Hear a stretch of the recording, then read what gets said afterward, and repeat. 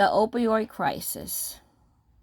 Opioid crisis is described as the overuse, misuse, abuse, and overdose deaths attributed either in part or in a whole by a class of drugs, and the significant medical, social, psychological, and economical consequences of both the medical and non-medical or recreational use of these medications.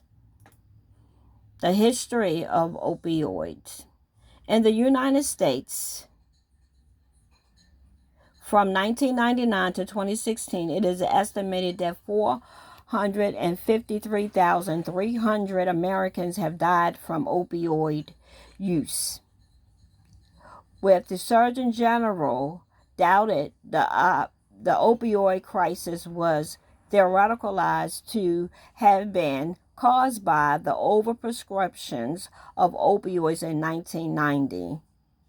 In Canada, in 1993, an investigation of the chief coroner in British Columbia identified an extraordinary high number of related deaths, of which there were 330 by 2017.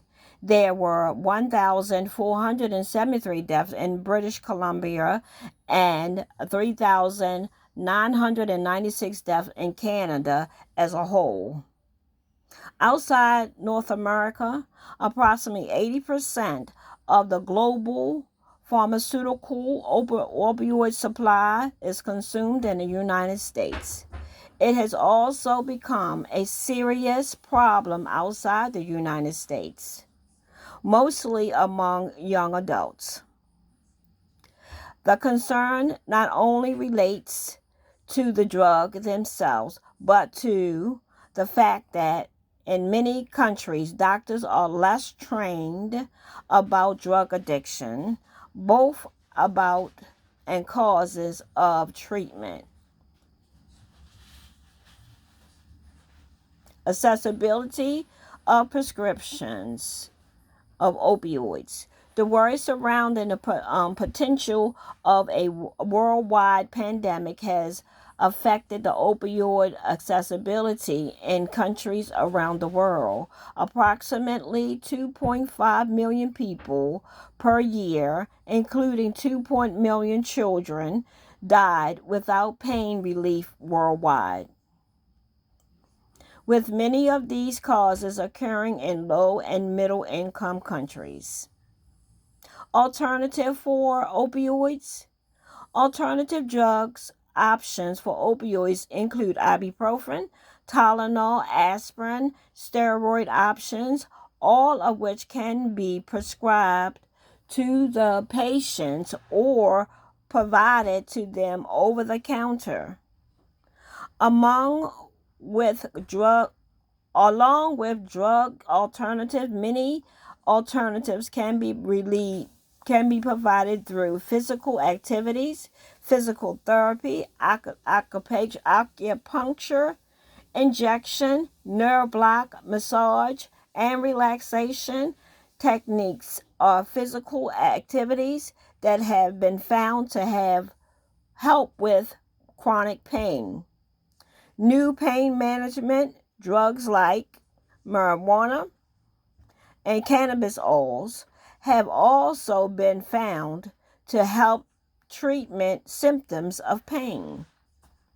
Many treatments like cancer treatments are using these drugs to help control pain. Signs of addiction. People that are addicted to opioids can have many changes in behavior, such as common signs of symptoms of addiction, including spending more time alone, losing interest in activities, quickly changing mood, sleeping at odd hours, getting in trouble with the law, and financial hardship.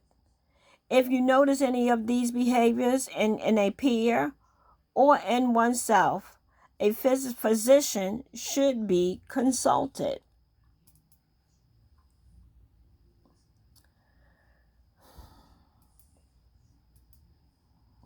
Letter to the Senator.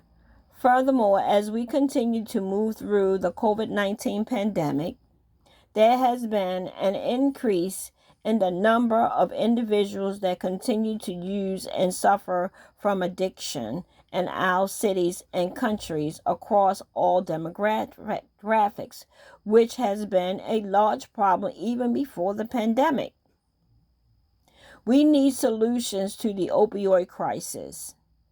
We all know that as people stayed home during the pandemic, more individuals became addicted to alcohol and misused drugs more frequently. They also developed high levels of anxiety and depression due to the number of deaths associated with COVID and people who are still sick with COVID. I am reaching out to you to address the opioid crisis epidemic. It is reported that opioid has increased nationwide and recently in the last couple of years dealing with fentanyl.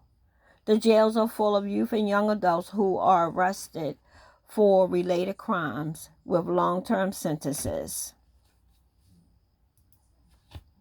The call to action. How do we stop the war on drugs? We need funding to educate the at-risk population about substance misuse and preventive measures and early interventions and treatment management. Community-based programs for youth and young adults that teach life skills and serve and save lives for the future. Stop the building of jails and allocate these funds to rehabilitation programs in the jails, job coaching support, literacy programs for adults and youth. Put the recreation centers back in our communities so these kids will have something to occupy their time. It is my belief that early interventions and preventive care programs will make a difference.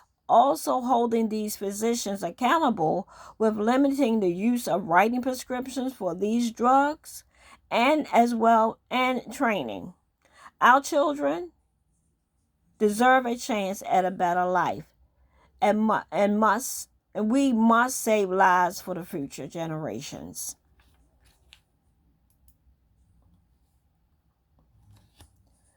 According to the article, The Cure for American Opioid Crisis, the War on Drugs, it states, the epidemic is not solely fueled by prescriptions oversupply for opioid-related deaths. Cannot be the one wave, but three topical causes of death. Opioid includes both illegal and legal FDA-approved formulas of the drug.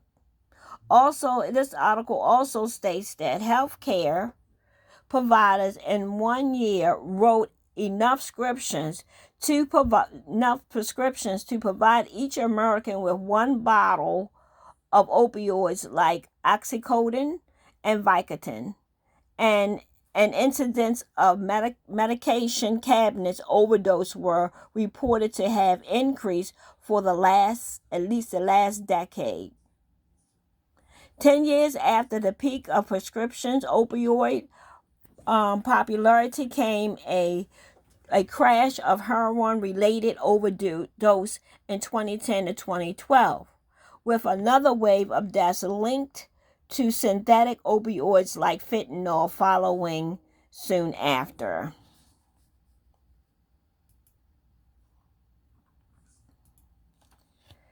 Early intervention. Early intervention indicates and engaging individuals at risk substance misuse and substance use disorders. Early intervention services can be provided in a variety of settings. In our schools, primary care offices, mental health clinics, to people who have problematic use or mild substance use disorder.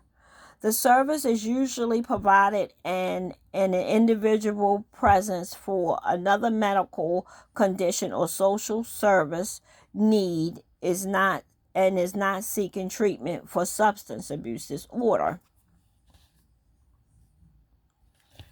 The goal of early intervention is to reduce the harm associated with substance misuse, to reduce the risk behavior and prevented progression to the disorder and subsequent need for special substance for use disorder services. Early interventions consist of providing information about substance use risk, normal or safe levels of use, engaging in treatment when needed. The discussion. How do I see activism in this area benefiting current or future clients and my work? I believe that early interventions will help clients view themselves as valuable, as well as give them hope for a better future. Holding these doctors accountable for writing less prescriptions and recommending that they use over-the-counter medication for pain. For those clients that need psychiatric medication, it should be monitored regularly or use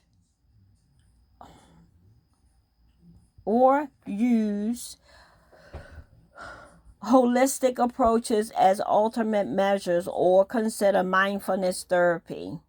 These practices will reduce the number of people having access to these drugs.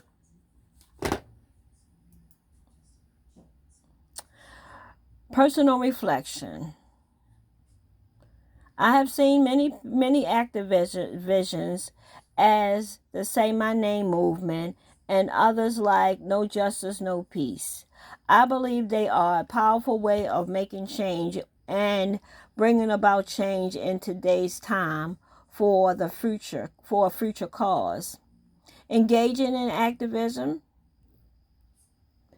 It is my thought about how many people could benefit from the call to change. I also thought about the number of people that are currently addicted to opioids, how they were access to the drug, and the change that need to happen soon for the future of our families. What did I learn about this issue and myself? I learned that opioid crisis is serious across all demographics and is out of control. According to the article on the cure of opioid crisis in the war, 10 years after the peak of the prescription opioid popularity there came a crash related to opioid dose in 2012 and another wave of deaths linked to synthetic drugs like fentanyl.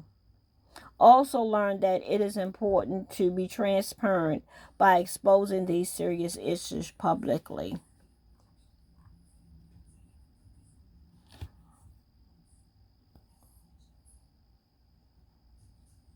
It is my thought at the end of this activism, the early prevention, the crisis of the opioid crisis, that we ought to consider